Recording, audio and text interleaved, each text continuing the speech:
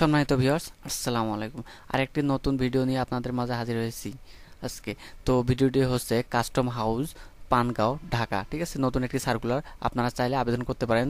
নিম্ন যোগ্যতা অষ্টম শ্রেণী পাস, অষ্টম শ্রেণী পাস হলে কিন্তু আপনারা আবেদন করতে পারবেন। তো এখানে দেখেন কাস্টম হাউস পানগাঁও ঢাকা এর রাজস্ব খাতভুক্ত নিম্নবর্ণিত 7 ক্যাটাগরির মোট 18টি শূন্য পদে জনবল নিয়োগের নিমিত্তে বিজ্ঞপ্তিতে বর্ণিত নিয়মাবলী ও শর্ত সাপেক্ষে বাংলাদেশে প্রকৃত স্থায়ী নাগরিকদের নিকট হতে অনলাইনে এই ওয়েবসাইটের মাধ্যমে আপনারা আবেদন করতে পারবেন, ঠিক আছে। এই ওয়েবসাইটের লিঙ্কটি আমি ডেসক্রিপশন বক্সে দিয়ে দেবো, অথবা আপনারা এখান থেকে দেখে নিতে পারেন, ঠিক আছে। তো এই ওয়েবসাইটে আবেদন আহ্বান করা যাচ্ছে। অনলাইন ব্যতীত কোনো আবেদন গ্রহণ করা হবে না, ঠিক আছে। আপনারা যদি অফলাইনে মানে সরাসরি যে যোগাযোগ করেন তাহলে আবেদন গ্রহণ হবে না, ঠিক আছে। তো আপনাকে এই ওয়েবসাইটের মাধ্যমে আপনাকে আবেদন করতে হবে, ঠিক আছে। তো এখানে আমি শেষ থেকেই শুরু করতে চাই। এখানে দেখেন অফিস সহায়ক এখানে নেবে 3 জন, কোনো স্বীকৃত বোর্ড হতে মাধ্যমিক স্কুল সার্টিফিকেট, মানে আপনার যদি মেট্রিক পাস থাকে তাহলে আপনারা আবেদন করতে পারবেন।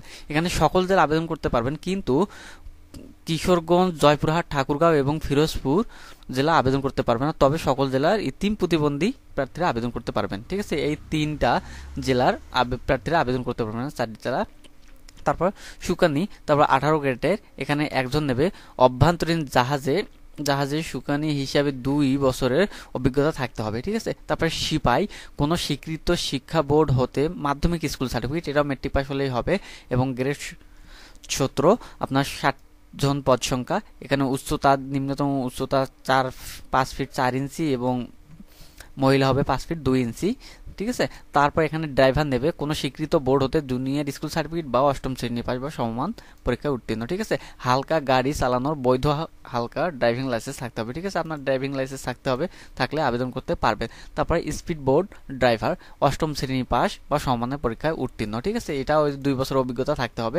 তারপর কম্পিউটার 60 মুদ্রণিক কাম কম্পিউটার অপারেটর এখানে একজন নেবে 14 গ্রেডে, কোনো স্বীকৃত বিশ্ববিদ্যালয় হতে ন্যূনতম দ্বিতীয় শ্রেণীর বা সমমানের জিপিএতে স্নাতক, ঠিক আছে। আপনার স্নাতক হলে কিন্তু আপনারা আবেদন করতে পারবেন। তবে এখানে দিয়ে দিছে নারায়ণগঞ্জ, মাদারীপুর, শেরপুর, রাঙ্গামাটি, জয়পুরহাট, লালমনিরহাট, নীলফামারী, মাগুরা, বাগেরহাট এবং পটুয়াখালী সকল জেলার আবেদন করতে পারবেন না, ঠিক আছে। আপনারা যদি প্রতিবন্ধী হয়ে থাকেন তাহলে সবাই আবেদন করতে পারেন, আর যে নামগুলো বললাম এগুলো হলে আপনারা আবেদন করতে পারবেন না, ঠিক আছে। তো তারপর এখানে দেখেন আপনারা কি কি লাগবে, কত টাকা লাগবে। এখানে দেখেন আপনার বয়স হতে হবে 18 হতে 30 বছরের মধ্যে হতে হবে, ঠিক আছে। এর বেশি হলে কিন্তু আপনারা আবেদন করতে পারবেন না, ঠিক আছে। তো আবেদনের শুরু এবং শেষ তারিখ এখানে দিয়ে দিচ্ছে। দেখেন অনলাইনে আবেদন পূরণে আবেদন ফি জমা দেওয়ার শুরু তারিখ 31/1 বলতে আজকে 23 খ্রিস্টাব্দে সকাল 9 ঘটিকা, ঠিক আছে।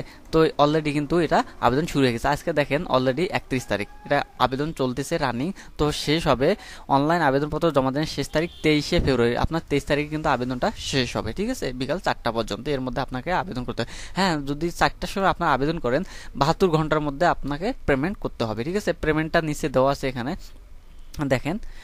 এখানে অ্যাপ্লিকেশন কপিতে ইউজার আইডি দেওয়া থাকবে এবং ইউজার আইডি ব্যবহার করে প্রার্থীকে নিম্ন পদ্ধতিতে যে কোনো টেলিটক প্রিপেইড সিমের মাধ্যমে 2টি SMS করে 1 নং থেকে 4 নং ক্রমিকের জন্য আবেদন ফি হবে 200 টাকা এবং টেলিটক চার্জ হবে 23 টাকা, ঠিক আছে।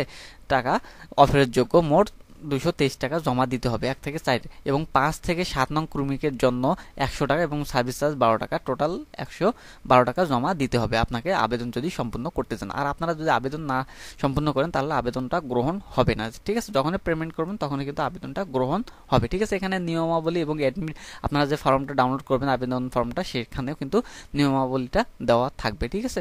আর বাকিগুলা এখানে আমি আর অতগুলা দেখতেছি না। এখানে আপনারা যদি পরীক্ষা দেন, আবেদনপত্র আসেন, তারপর এগুলো প্রয়োজন হবে, আর ইতিমধ্যে এগুলোর প্রয়োজন হবে না, ঠিক আছে। তো বন্ধুরা, এই ছিল আজকের ভিডিও। যদি ভিডিওটি একটু ভালো লেগে থাকে তাহলে অবশ্যই ছোট্ট করে চ্যানেলটি সাবস্ক্রাইব করে পাশে থাকা বেল বাটনটি ওপেন করে দেবেন এরকম নতুন নতুন ভিডিও পাওয়ার জন্য। আজকের মতো বিদায় নিতেছি, আবার পরবর্তী কোনো ভিডিও নিয়ে আপনাদের মাঝে হাজির হব। আল্লাহ হাফেজ।